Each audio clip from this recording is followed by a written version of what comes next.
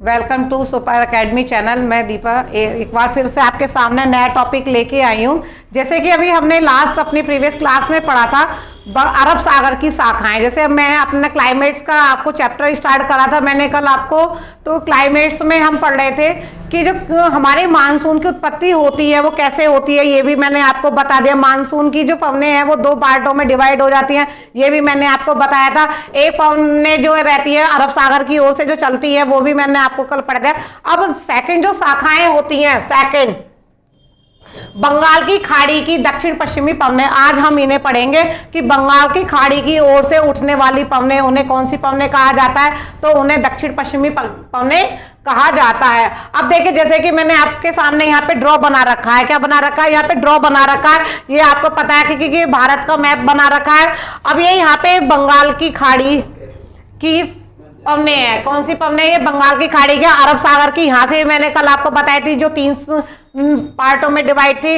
अब ये बंगाल की खाड़ी की पवनें, तो पहली शाखा जो फर्स्ट शाखा है हमारी, जो फर्स्ट रेंज चलती है पवनों की, तो वो कहां से चल रही है, वो चल रही है, वो किससे टकरा रही है, तो इधर बढ़ती हुई किधर से, ये बंगाल की खाड़ी की ओर से बढ़ती हुई इधर म्यांमार में और बांग्लादेश में जाके ये किससे, अराकन की पहाड़ियों से टकराती है। किससे टकराती है, तो ये अराकन की पहाड़ियों से टकरा के फिर इसके समानांतर चलते हुए ये भारत में प्रवेश करती है। किसमें प्रवेश करती है, तो ये भारत में प्रवेश करती है। ये कहां से, किसकी पहाड़ियों से टकराती है, तो ये म्यांमार में अराकन की पहाड़ियों से टकराती है। किससे टकराती है, तो म्यांमार में ये अराकन की पहाड़ियों से टकराती है। टकराने के बाद में ये भारत की ओर मुड़ जाती है। किसकी ओर मुड़ जाती है, तो ये भारत की ओर मुड़ जाती है, जो बांग्लादेश के समांतर चलती जाती है।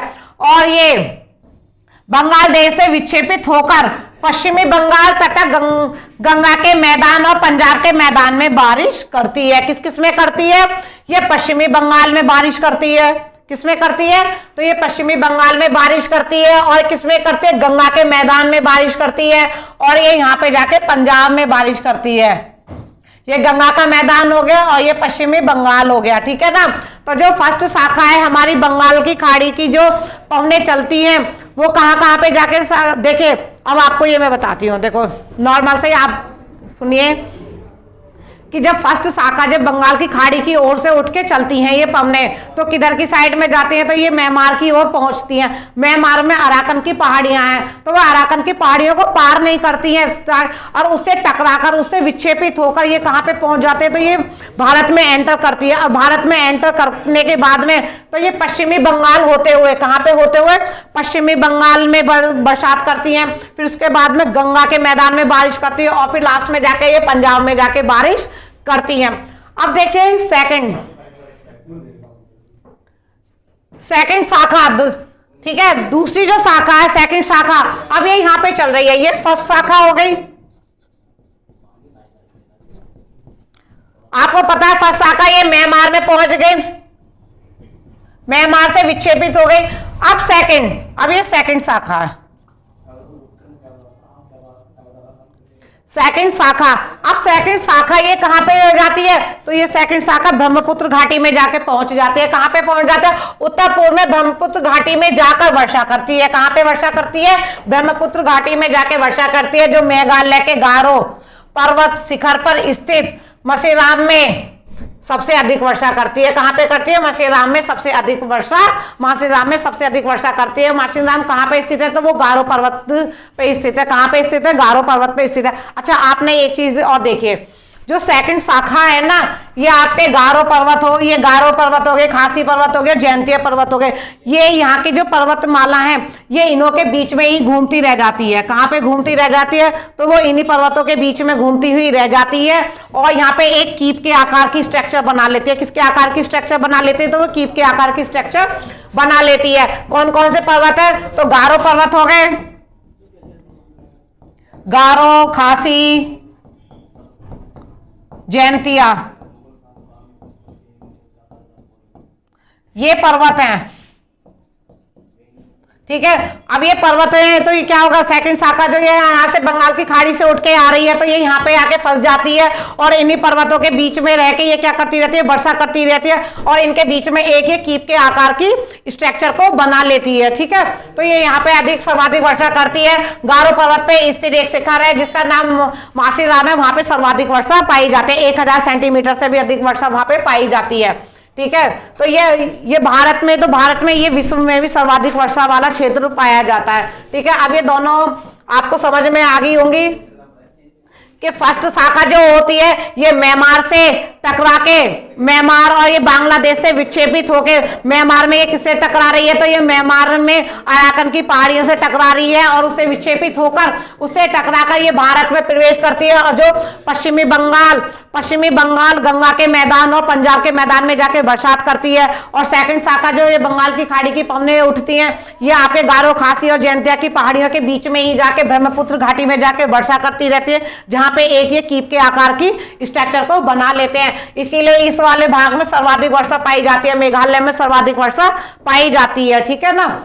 अब नेक्स्ट है आपका तमिलनाडु वर्षा। ये एक नोट है, तमिलनाडु वर्षा ऋतु में शुष्क क्यों रहता है। देखिए मैंने अपनी प्रीवियस क्लास में भी आपको बताया था कि तमिलनाडु में वर्षा क्यों नहीं हो पाती है। जब मानसून आते हैं तो तमिलनाडु वाला पार्ट जो रहता है वो आंध्र प्रदेश वाला पार्ट है वो क्यों छूट जाता है। देखिए यहाँ पे भी नोट करके आ गया है, तमिलनाडु वर्षा ऋतु में शुष्क क्यों रहता है। क्यों रहता है, जब अरब सागर की शाखाएं पश्चिमी घाट पे पहुंचती हैं। किस पे पहुंचती हैं, अरब सागर की जो शाखाएं वो पश्चिमी घाट पे पहुंचती हैं। चलिए मैं यहां लिख देती हूं,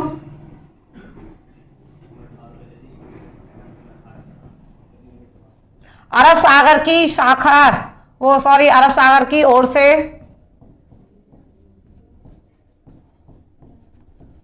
आने वाले मानसून के यह क्षेत्र वृष्टि छाया क्षेत्र बन जाता है।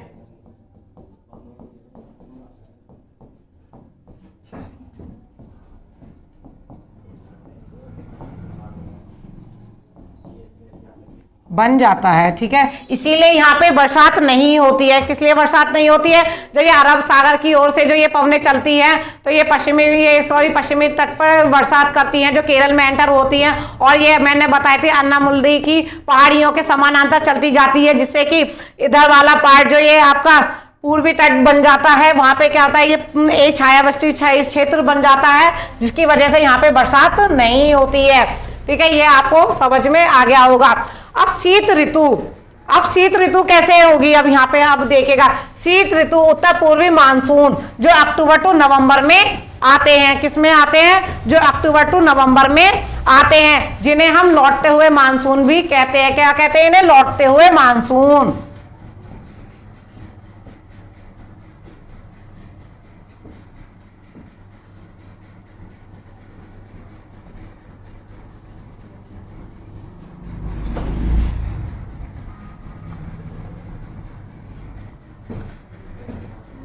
ठीक है, उत्तर पूर्वी मानसून जिन्हें शीत ऋतु में, जो ये कब से कब तक रहते हैं, जो अक्टूबर टू नवंबर में आते हैं, इन्हें लौटते हुए मानसून कहते हैं। जी हाँ, यही लौटते हुए मानसून तमिलनाडु में बरसात करते हैं। अब ये मैं आपको ये बताती हूँ, देखिए कैसे करते हैं ये बरसात, ये तमिलनाडु में बरसात करते हैं।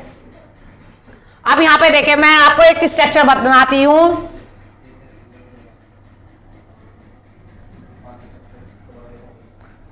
देखिए ये यहाँ पे आपका ये हो गया केरल,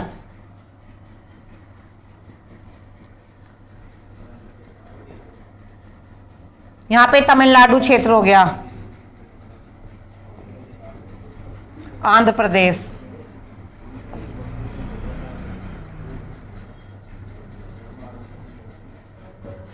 ठीक है, अब इधर समझे शीत ऋतु कैसे अब शीत ऋतु देखिए, जब गर्मी में, भारत में गर्मी कब आती है, तो जब सूर्य जो है कर्क रेखा के लंबवत चमकता है। किसके लंबवत चमकता है, तो कर्क रेखा के लंबवत वह चमकता है, तो क्या होता है, तो भारत के पश्चिमी भागों में क्या हो जाता है, तापमान बढ़ जाता है, जिससे गर्मी पैदा हो जाती है। तो वो वहां पे क्या ग्रीष्म ऋतु बन जाती है।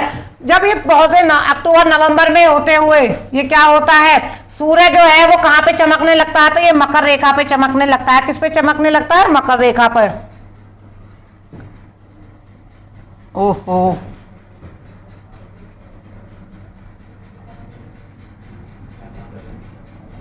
मकर रेखा, सूर्य यहां पे अब चमक रहा है। अब ये देखिए, ये सूर्य है मकर रेखा पे और ये है कर्क रेखा, और ये आपका 0 डिग्री इक्वेटर लाइन है, ठीक है ना। जब सूर्य मकर रेखा पे चमक रहा है तो यहाँ पे गर्मी हो रही है, यहाँ पे क्या हो रही है, गर्मी हो रही है, और यहाँ पे फिर शीत ऋतु बन रही है। क्या बन रही है, यहाँ पे शीत ऋतु। अब यहाँ पे शीत ऋतु कैसे बन रही है, अब ये बताइए। देखिए, तो इसी तरीके से अब यहाँ पे ये हो गया 0 डिग्री इक्वेटर लाइन हो गई, नीचे मकर रेखा हो गई, जो सूर्य यहाँ पे मकर रेखा के लंबवत पड़ रहा है। तो यहाँ पे कर्क रेखा पे क्या है, कर्क रेखा पे नहीं है, सूर्य लंबवत नहीं पड़ रहा है, तो ठीक है।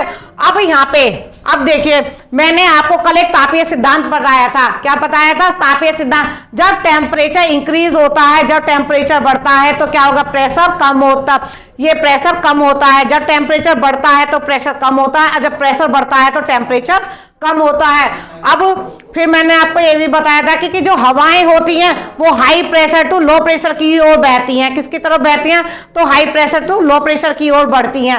अब ये देखें, अब यहाँ पे ही ये लौटते हुए मानसून का कारण जो बनता है। अब ये इधर देखिए बेटा, यहाँ पे गर्मी हो गई, 0 डिग्री इक्वेटर हो गया। अब यहाँ पे जब कर्क रेखा पे क्या हो गया, शीत ऋतु बनना है, तो टेम्परेचर कम हो रहा है। क्या हो रहा है, टेम्परेचर कम हो रहा है, टेम्परेचर डिक्रीज हो रहा है, तो प्रेशर क्या हो रहा है, इंक्रीज हो रहा है। तो यहाँ पे हाई प्रेशर बनना है। क्या बनना है, यहाँ पे हाई प्रेशर बनना है। तो स्थल भाग में, भारत के स्थल भाग में क्या बनना है, तो भारत के स्थल भाग में हाई प्रेशर बनना है। और मकर रेखा पे क्या बनना है, तो मकर रेखा पे आपका लो प्रेशर बनना है। क्या बनना है, मकर रेखा पे आपका लो प्रेशर बनना है, ठीक है। जब मकर रेखा पे आपका लो प्रेशर बनना है, और ये कर्क रेखा पे आपका हाई प्रेशर बनना है, और मकर रेखा पे आपका लो प्रेशर बनना है। तो मैंने अभी आपको बताया था कि हवाएं जो होती हैं हाई प्रेशर की ओर से लो प्रेशर की ओर बढ़ती है। किसकी ओर बढ़ती है, हाई प्रेशर की ओर से लो प्रेशर की ओर बढ़ती हैं। तो ये स्थल की जो हवाएं हैं वो किधर की साइड में बढ़ेंगी, वो लो प्रेशर की साइड में बढ़ेंगी। तो ऐसे ही जो हवाएं, ये उत्तर पूर्व की जो हवाएं हैं वो बढ़ रही हैं। लीजिए, मैं यहाँ पे ये कलर चेंज कर देती हूं आपको।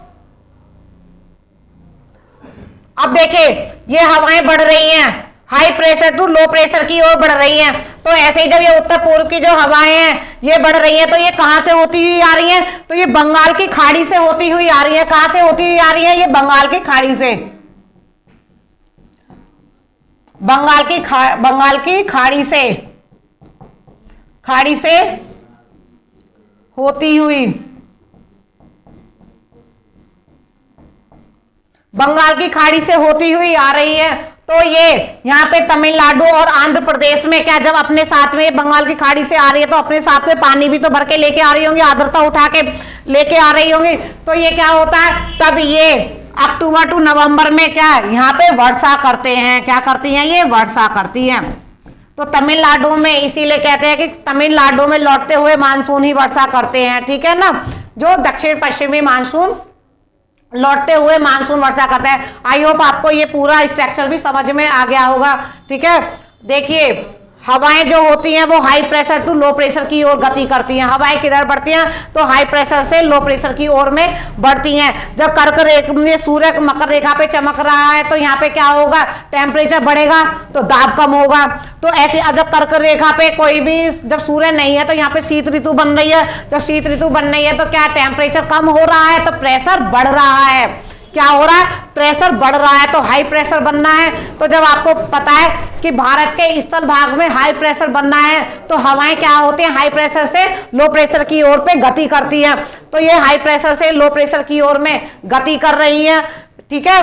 तो जब ये इधर उत्तर पूर्व की ये क्या कहते हैं पवनें चल के आ रही हैं, तो ये कहाँ से होती हुई आ रही है, तो ये बंगाल की खाड़ी से होती हुई आ रही है। बंगाल की खाड़ी से ही ये आर्द्रता ग्रहण करती हुई इधर प्रवेश करती हैं, आपके कोरोमंडल तट में प्रवेश करती हैं, और कोरोमंडल तट में ही ये जाके वर्षा करती हैं, तब जाके तमिलनाडु में वर्षा होती है। ठीक है ना। तमिलनाडु में अरब सागर वाली शाखा है, जो मानसून आते हैं तब बरसात नहीं होती है, लौटते हुए मानसून ही यहाँ पे वर्षा करते हैं। अब आपको ये पूरा समझ में आ गया होगा। अब नेक्स्ट है पश्चिमी विक्षोभ। अब ये पश्चिमी विक्षोभ क्या होता है, अब ये इधर देखेगा आपके ये पश्चिमी विक्षोभ, ये शीत ऋतु में भारत के उत्तर पश्चिम भाग में आने वाला एक तूफान है। किसमें, उत्तर पश्चिमी भाग में। उत्तर पश्चिमी भाग देखे इधर आ गया, ये हो गया आपका इधर, तो ये उत्तर पश्चिमी भाग यहाँ के कहाँ पे आ गया, पंजाब वाला इलाका हो गया, जम्मू कश्मीर वाला इलाका हो गया, आपका उत्तराखंड हो गया, हिमाचल प्रदेश हो गया, ये सब कहाँ पे उत्तर पश्चिमी तो भाग है। अब ये उत्तर पश्चिमी भाग में ये तूफान के जैसे एक आता है, और जो भूमध्य सागर से, कहाँ से, भूमध्य सागर से ये उठता है, कहाँ से उठता है, भूमध्य सागर से उठता है, और भारत के पंजाब में वर्षा करता है। इसमें पंजाब में जाके बरसात करता है, पश्चिमी विक्षोभ के कारण ही पंजाब में फिर बरसात होती है। ठीक है। फिर उसके बाद में क्या हो रहा है, आपका ये जम्मू कश्मीर, उत्तराखंड और हिमाचल प्रदेश में कहते हैं हो तो रही है बरसात, लेकिन यहाँ पे जब शीत ऋतु का मौसम बन रहा है, टेम्परेचर डाउन जा रहा है, तो वो क्या हो रहा है, पानी को बर्फ में बदल दे रहा है। किसमें बदल दे रहा है, तो पानी को बर्फ में बदल दे रहा है। तो इसी कारण यहाँ पे क्या होता है, बर्फबारी हो रही है। पंजाब में तो बरसात होती है, क्योंकि पंजाब का जो टेम्परेचर वो हाई टेम्परेचर है, लेकिन आप पहाड़ों की ओर चले जाओगे तो वहां का टेम्परेचर क्या होगा, वहां का टेम्परेचर डाउन होगा। तो जब वो बरसात हो रही है तो वो किसमें बदल जा रही है, वो हिमपात में बदल जाती है, जिसके कारण वहां पे ये बर्फबारी होती रहती है। ठीक है। तो बर्फबारी जो होती है वो किसके कारण होती है, मानसून के कारण नहीं होती है। ठीक है। मानसून के कारण कहते हैं ना कि ये दक्षिण पश्चिमी मानसून आ रहे हैं तो इनके कारण हो रही है, नहीं। जम्मू कश्मीर में, उत्तराखंड में, हिमाचल प्रदेश में जब ये ठंड के महीने में बर्फबारी होती है, कहते हैं कि बर्फबारी हो रही है, तो वो किसके कारण हो रही है, भारत में, तो वो भारत में पश्चिमी विक्षोभ के कारण हो रही है। पश्चिमी विक्षोभ का जो तूफान है वो किधर से आता है, तो वह भूमध्य सागर से बढ़ता हुआ ये इधर उत्तर पश्चिम में एंटर करता है भारत में। ठीक है। आपको ये समझ में आ गया होगा। जो गेहूं की फसल के लिए बहुत ही उपयोगी है। गेहूं की फसल जो है वो कैसी फसल है, वो रबी की फसल है। किसकी फसल है, वो रबी की फसल है। जो रबी की फसलें हैं उनके लिए पश्चिमी विक्षोभ बहुत ही उपयोगी है। अब आम्र वर्षा एक नेक्स्ट है, ये आपकी आम्र वर्षा। आम्र वर्षा क्या होती है, देखिए नाम से ही पता चल रहा है कि आम्र वर्षा, तो आम की वर्षा हो रही है, कहीं ना कहीं पर ये आम के फसल के लिए लाभदायक है। तो अब हम यहाँ पे पढ़ते हैं आम की वर्षा। ग्रीष्म ऋतु के खत्म होते ही मानसून आने से पहले, ग्रीष्म ऋतु के खत्म होते ही और मानसून के आने से पहले क्या बिहार और पश्चिमी बंगाल में बरसात होती है। किसमें होती है, बिहार और पश्चिमी बंगाल में बरसात होती है, जो आम की फसल के लिए उपयोगी है। किसके लिए उपयोगी है, वह आम की फसल के लिए उपयोगी है, जिसे आम्र वर्षा कहते हैं। अब देखिए भारत में, किसमें, भारत में वर्षा के आंकड़े, किसमें, देखिए औसतन वार्षिक वर्षा, भारत में औसतन वार्षिक वर्षा कितनी होती है, तो ये आपको पता होना चाहिए। देखिए ये क्वेश्चन भी बन के आया है कि भारत में औसतन वार्षिक वर्षा कितनी होती है, तो हमें पता होना चाहिए कि 125 सेंटीमीटर, कितना, 125 सेंटीमीटर तक बरसात होती है, जो वार्षिक औसतन वर्षा है। भारत के 35% भाग पर, कितने, 35% भाग पर कितना, 75 सेंटीमीटर से कम वर्षा होती है। कितनी होती है, 75 सेंटीमीटर से कम वर्षा होती है 35% भाग पर। वो भाग आपको पता ही है कौन कौन से भाग है, जैसे राजस्थान का आपने ले लिया इधर, ठीक है ना। सबसे अधिक वर्षा किधर होती है, तो आपको पता है उत्तर पूर्व की ओर सबसे अधिक वर्षा होती है, जहाँ पे क्या है, ये आपके वहाँ 400 सेंटीमीटर से अधिक वर्षा होती है, वहाँ 1200 सेंटीमीटर तक भी वर्षा को आंका गया है। वो कौन से जगह, उत्तर पूर्व में देखिए आपको मेघालय वगैरह वाले जो क्षेत्र हैं, जहाँ पे गारो, खासी, जयंतिया की पहाड़ियाँ हैं। मैंने आपको बताया कि तीनों यहाँ पे ये पहाड़ियाँ हैं। इसमें क्या है कि ये पवनें जो रहती हैं, ये जो बंगाल की खाड़ी की जो शाखाएं हैं, ब्रह्मपुत्र घाटी से वर्षा ये आर्द्रता लेती हैं, बंगाल की खाड़ी से आर्द्रता लेते हुए इसी में ही बरसात करती रहती हैं, क्योंकि इन्हें निकलने के लिए रास्ता नहीं होता और ये एक उसी में ही टकरा के कीप की आकार बना के उसी में ही बरसात करती रहती हैं। ठीक है, आपको ये क्लास मैं आज यहाँ पे ही समाप्त करती हूँ। नई क्लास में न्यू टॉपिक के साथ में मिलते हैं। ठीक है, थैंक यू।